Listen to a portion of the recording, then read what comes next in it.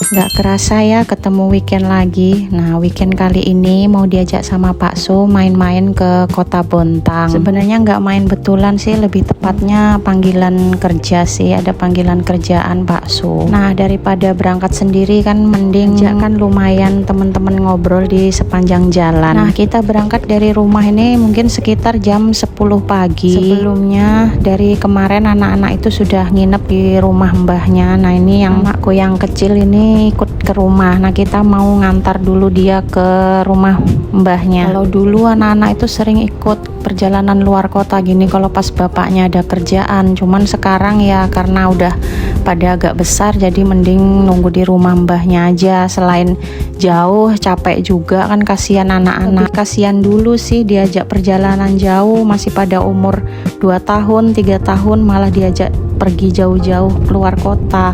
Cuman ya karena dulu nggak ada yang jagain karena mbahnya kan pensiun kerja, jadi sekarang udah di rumah jadi bisa dimintain tolong kalau pas lagi ada kerjaan luar kota sih, nggak tiap hari. Selain itu anak-anak juga udah pada sekolah, jadi mungkin pada capek sekolah, kalau libur pengennya di rumah. Nah, kalau udah ikut kerja jauh-jauh perjalanan kayak gini nih udah mereka sudah nggak mau ikut. Yang penting kalau sebelum ditinggal kerja gini mereka pasti nagih, ngajak ke swalayan, ngajak beli es krim atau jajanan gitu. Karena masih pagi dan kita juga kayaknya nggak mau makan nasi atau yang berat-berat nih, kita mau mampir dulu di Bakul Gorengan ini. Dia juga ada jual es juga, jadi kita mampir di sini sebentar. Nggak nyangka aja sih gorengan di sini cuman harganya 1.000.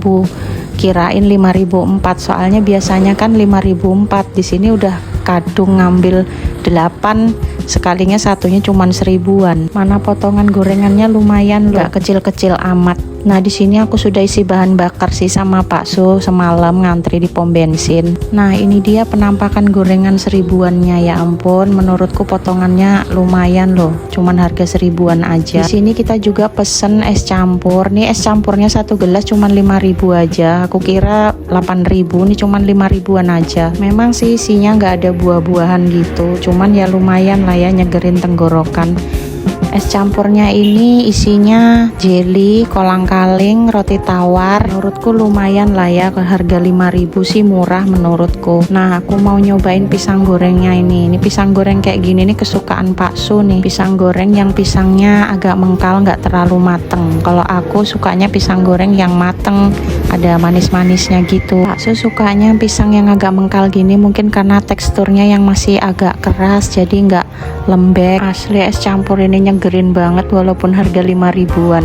Pas habis aja sebenarnya aku tuh mau nambah, cuman tak pikir kalau minum ini nanti kebanyakan jadi blendingen. Selain itu kalau di perjalanan terlalu banyak minum takutnya nanti mompar mampir toilet. Kalau minum air putih sih nggak apa-apa, tapi kalau kebanyakan minum es campur yang manis-manis kayak gini sebenarnya sih segelas aja cukup. Isian es campurnya tuh kayak gini, nah cuman jelly-jelly tapi di warna-warna, tapi ada juga kolang-kalingnya sama roti tawarnya. Tapi enak loh, manis juga, creamernya nggak pelit, dikasih setrup tadi juga lumayan banyak. Tapi cuman tadi pas buliknya nganter memang es campurnya ini es batunya kurang, jadi kurang dingin. Tapi nggak lama setelah ngantar es campur ini tadi aku lihat buliknya keluar beli es batu. Jadi pas buliknya mecah es batu, aku minta es batunya buat ditambahin. BTW ini pom bensin sepi, nah padahal ada aja Pertalite, nggak ngantri blas.